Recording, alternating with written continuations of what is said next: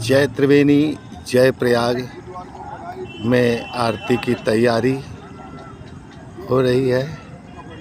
आप लोग देखिए।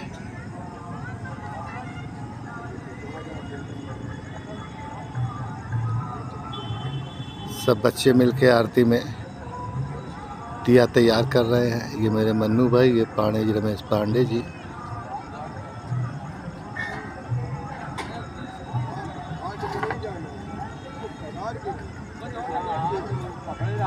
बस आप लोग का सहयोग रहता है। प्रतिदिन आरती होती है यहाँ पे। आप लोग देख सकते हैं। ये मन्नू भाई हैं। मन्नू भाई का पूरा तत्वाधान के कार्यक्रम चलता है। ये अब आरती जय त्रिवेणी जय प्रयाग में आरती में आइए और आरती में सम्मिलित होइए। जय त्रिवेणी जय प्रयाग।